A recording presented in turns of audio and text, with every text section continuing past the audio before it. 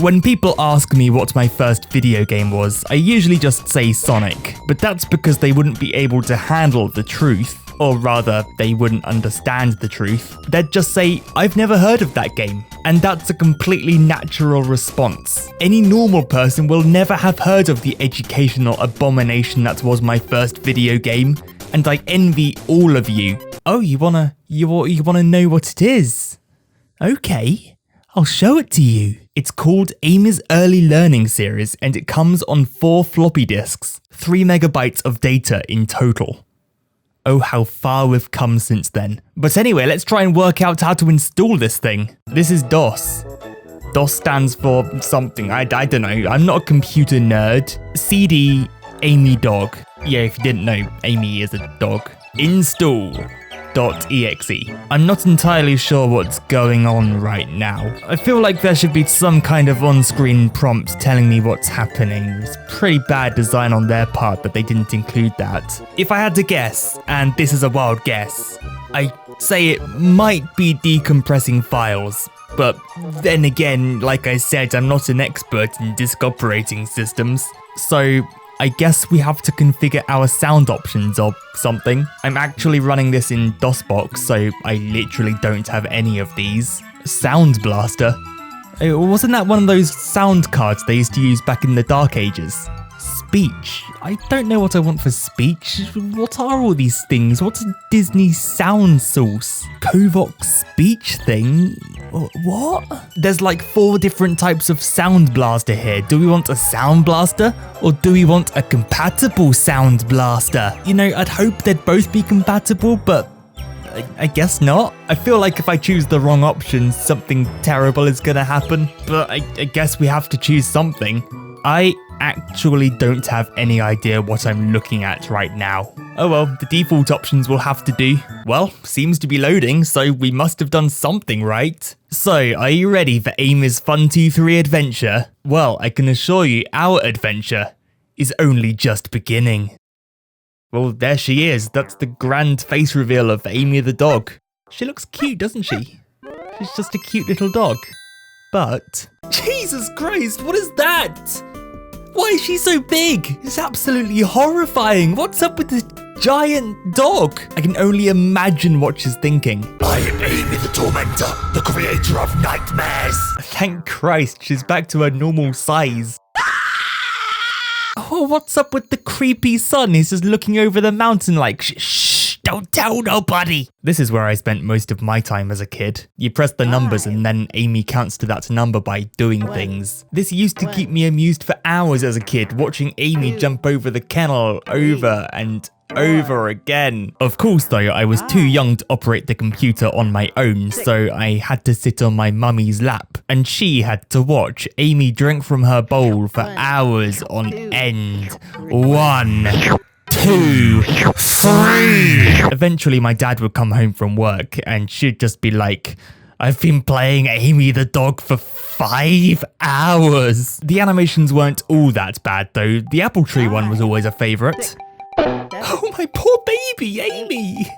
I can't stand to watch this anymore. 10. Amy? Oh my god, she's drowned. Nah, I'm just kidding, she's fine. And she's got a xylophone now. This is Amy's Glockenspiel, otherwise known as Annoy Your Parents Simulator. But for the more intellectual of us, there are some songs you can play. Let's play some Mary Had a Little Lamb. Oh, come on, I know how to play Mary Had a Little Lamb.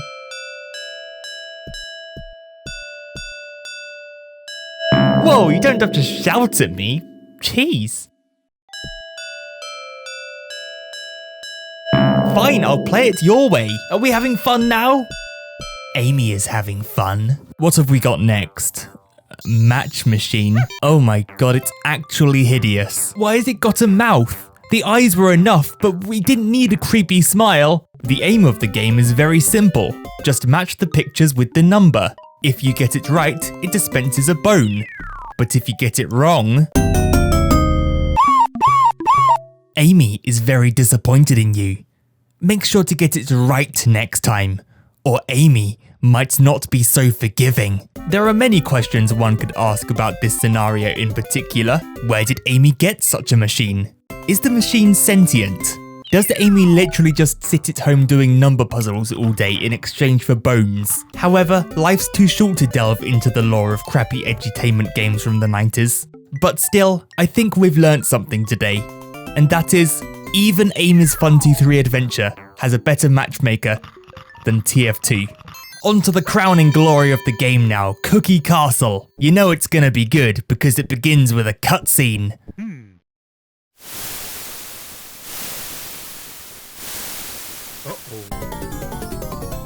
I better scram. Now, Mr. Dragon, what did you expect would happen when you did that? Oh, I was just heating up the wall.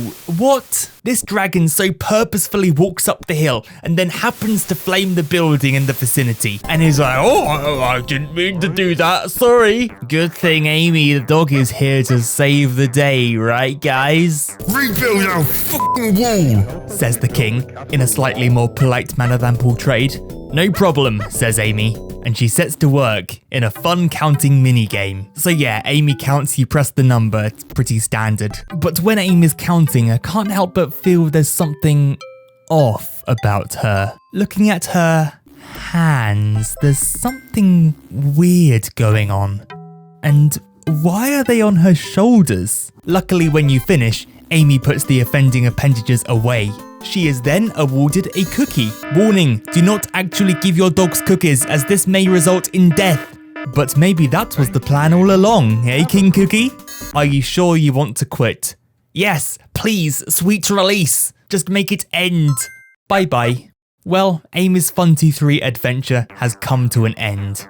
But as me and Amy know, the fun never really ends, does it? Because there's actually another game. It's called Amy's playbc Time. Not many people have actually seen this because they usually just have the shareware version, which only includes Fun23. My family, on the other hand, actually paid real money to this obscure company of questionable origin. And so we got playbc Time, along with some crappy Simon Says minigame, which was also included for some reason.